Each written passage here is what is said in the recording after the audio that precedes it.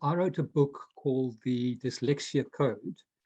And if I have to summarize the three main items that I take from it, it is firstly that we use the right side of the brain, which I want to discuss firstly.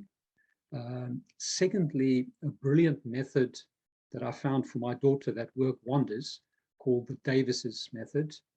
But it has an issue, and I'm going to state how I believe the issue should be resolved. And it will be interesting in the Q&A at 12:05 to hear what Tessa, Tessa as a day facilitator, will say on my suggestions. But a brilliant method. And then to finish off, discuss affirmations. Neil, if you can just put the slide up on the famous dyslexic people, please.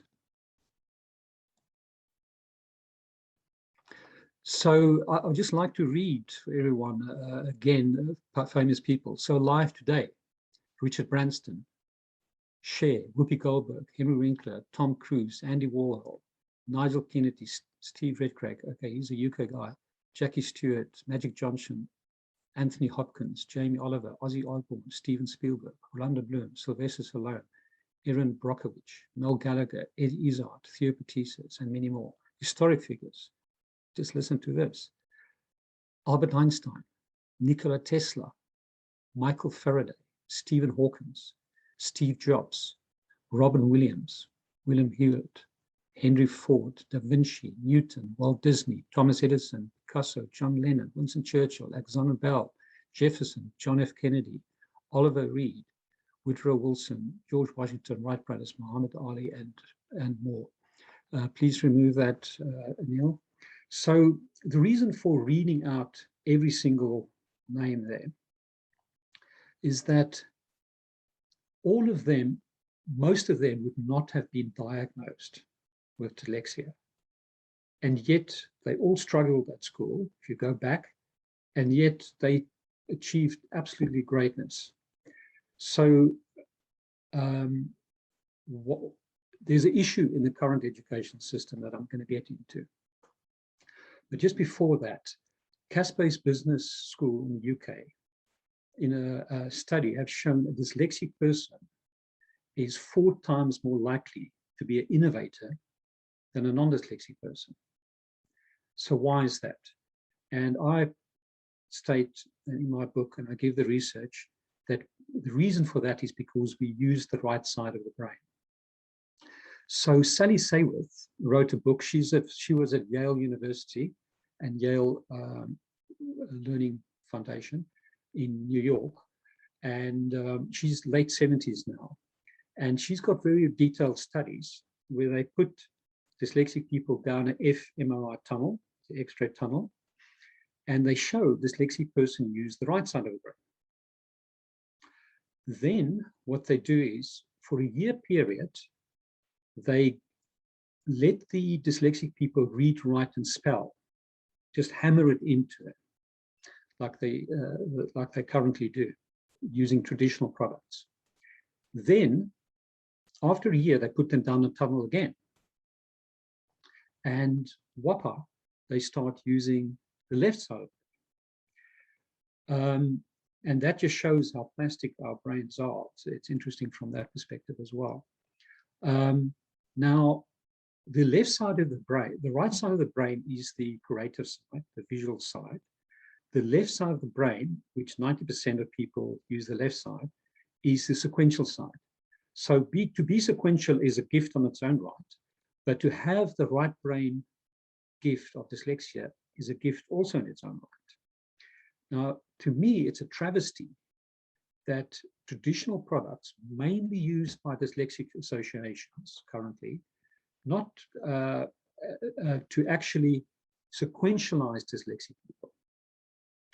Now, because most people in dyslexic associations are not dyslexic, so they want to make people like themselves. It's understandable. It's not. I'm not negative towards that, but that is taking away the right side gift of dyslexia. So it's all about a method I'm proposing the David's method. I've got a chapter on lots of different complementary systems. There's obviously a lot of traditional methods, which I don't propose should be used. Then you've got a lot of complementary methods. I'm the only book that I know that I list all of them in a chapter, but then I propose the Davis's method as the best of those methods. And so, it's like if, say, for instance, if you're gay, the creator made you gay. I'm just using gay. Why change yourself? So why are we changing dyslexic people to let them use the left side of the brain? That Sally Sayworth studies very, very clearly shows. Analogy that I found very interesting to explain how I think the brain works there's a video by Amanda Fogel in Australia, and she takes a pack of cards and she puts it on a pool table, and she says, now I'm going to show you a non-dyslexic person. And obviously I now know it's the left side brain person. Very sequential. He says, get the ace of hearts, and you find the ace of hearts. Wow, easy. So it's great for the education system. And then she scrambles the pack of cards over the pool table, and she says, okay, now for the dyslexic person that I now know use the right side of the brain, go and find that ace of hearts. And now it's very difficult for the dyslexic person, because the dyslexic person now need to go through the whole pack of cards to get the ace of hearts, because the right brain must work differently. It's more holistic, so you have to go through the whole pack of cards. And I always knew that I thought differently, and I could actually see things other people cannot see. And my belief is that you go through the pack of cards. So at school, primary school and secondary school, the teacher would ask a question, then everyone will answer that question. They'll be on the second question, and I'm still thinking of the first question. So I knew my brain works differently, and I'm proposing that our right side brains work differently. It's negative for the current system. We must remember that 5,000 years ago, reading and writing was invented, something like that. Before that, there would have been no such thing as a dyslexic person. So we have got a gift that we need to get more dyslexic people to keep the right side brain gift, so we can get to Mars and beyond. We could get more Einsteins and Teslas and John F. Kennedys. So, I know, Marlies, you're a parent dyslexic child. I would say it's not, if you want to get your child to get all A's through school, then you have to sequentialize your child.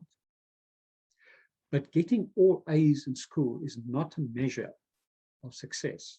To me, a measure of a dyslexic success, we need 90% of society to get A's and be sequential. That's good. And yes, you can make your child sequential. But if you want your child to be an Einstein of this world, and let them follow their passions, let them do what they love, keep the right side gift of dyslexia, and let them fly, let them enjoy themselves. So I helped my daughter with the method I'm going to discuss now.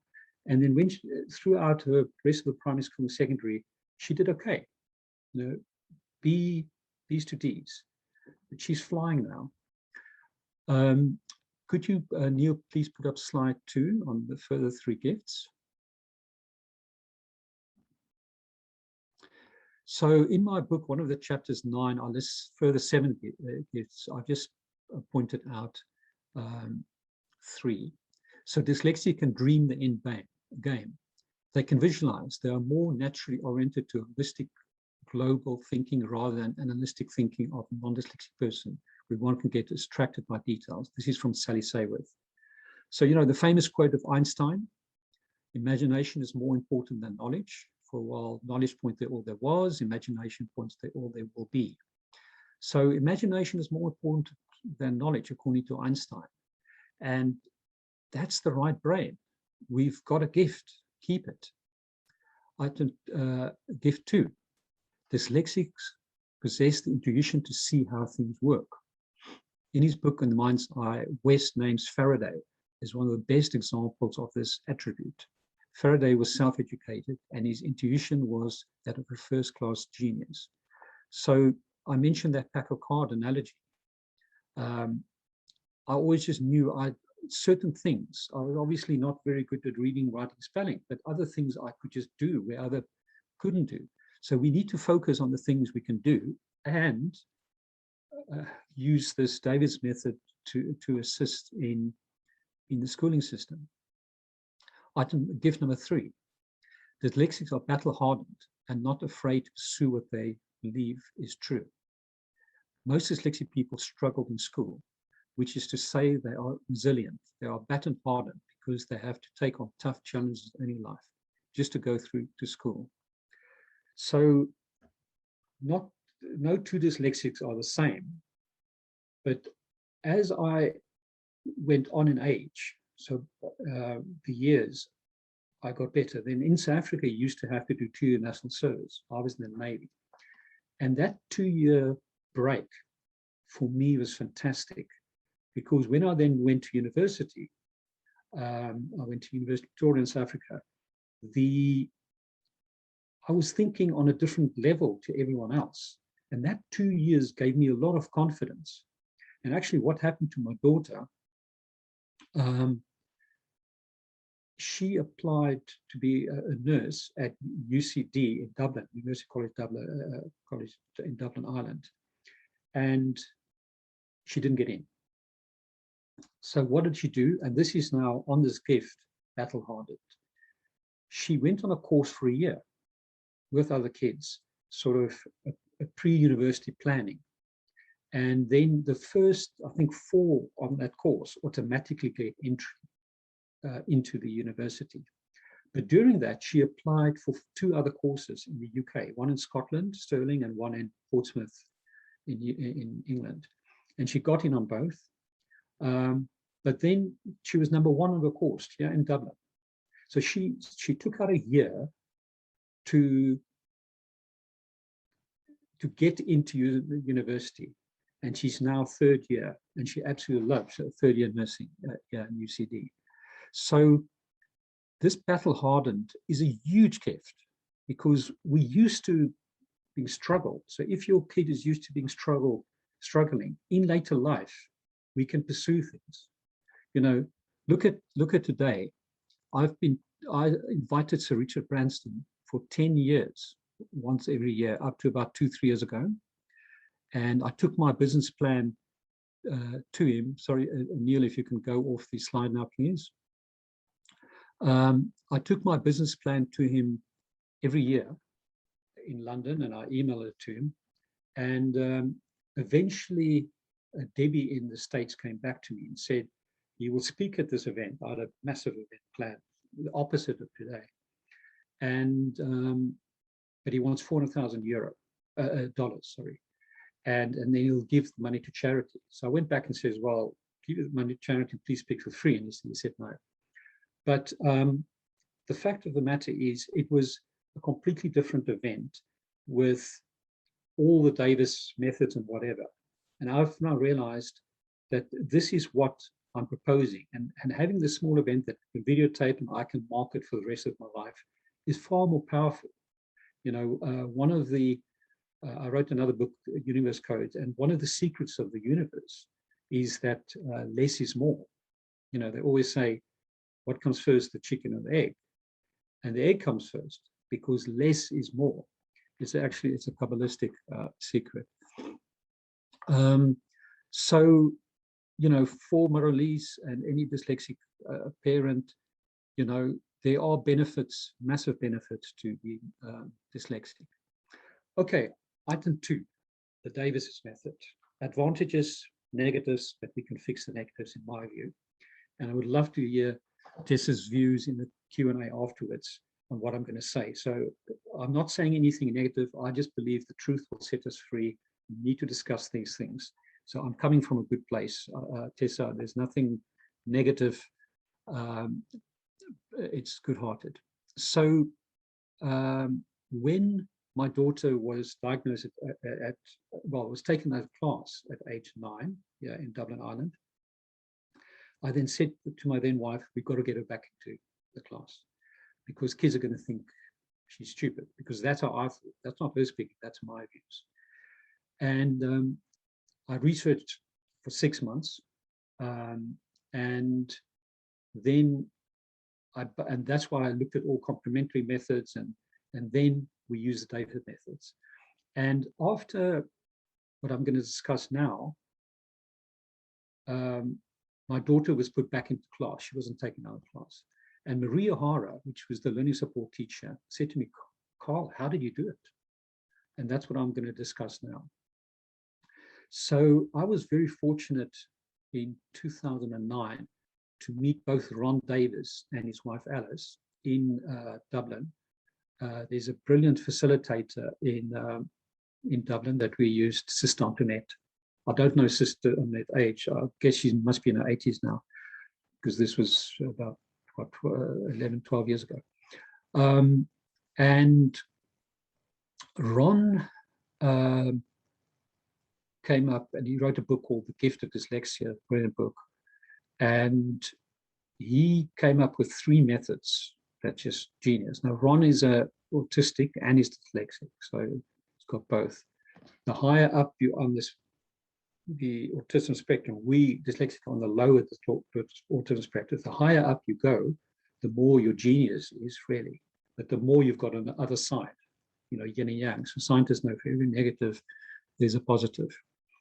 So basically, and Tessa can rectify this later on, there's 3 methods that Sister Antoinette used. The first thing is she used a questionnaire. And we couldn't believe that our daughter, that's this happy child, had such a low self-esteem. Unbelievable. That was rectified within 3 months flat. The next thing, the method that Ron came up, again, I don't know how it works, is the mind's eye. So Sister Antoinette showed my daughter build this clay shape of a person. And then about, my daughter went 1 hour per Saturday for 12 weeks. So on about the 3rd or 4th Saturday, Sister Antoinette said, look at this. So my daughter read a book for a 9-year-old. And when she got to a word that she didn't know, Sister Antoinette said, close your eyes, let this mind's eye person look down on the middle of the brain. Because she taught her this method. And then my daughter would know the name, would know that name. Unbelievable. And I saw this happening. And then we should carry on and then ditto. And then after a while, she would just automatically know the things. So it's now I've since, from my Universe Code book, know the importance of the pineal gland that's in the middle of the brain. And it's the 3rd eye. So the reason why some Hindus have got the red dot in the front is because it's extension of your 3rd eye to the spirit world. And the pineal gland runs at 7.83 hertz, which is the same as the human Earth resonance, the Schumann resonance. And I believe somehow that mind's eye calibrates the pineal gland. Something must be happening there. Then the 3rd thing that Ron came up with is he realized there's about 250 trigger words in the English language that's got no shape. So you can see a horse. Neil, could you please go to the slide? So there's about 250 trigger words that's got no shape. So the has not got no shape. Up has got no shape. So this is my daughter building the clay shapes of the word between. So she just made that up. So somehow she, in her mind, in the future, when she's at school or anywhere and the word between, that photo just registered, and she then knows what the word between is. Now, she was on about word 30. This is before smartphones, so we had to put these photos in an almanac. And she was on about word 30, and she was flying, and she stopped building clay shapes. And I think her mind just automatically started making these shapes in her mind. If you can switch it off again, please, Neil. So those are the three methods. So simple. It is unbelievably simple. And what's brilliant about building clay shapes, you're not changing the right brain visual side because it's all still 3D. Where the traditional product of more reading and writing, hammering it into a really tired dyslexic person makes you use the left side.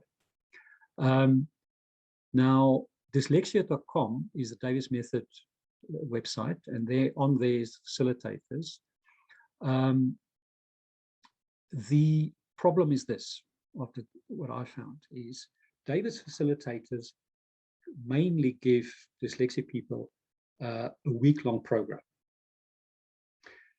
And it costs a lot of money. In the UK, it's like £1,500, Ireland, €2,000, US, 3,000 to 4,000 US. So Africa, 21,000 rand, which is actually the cheapest of all four.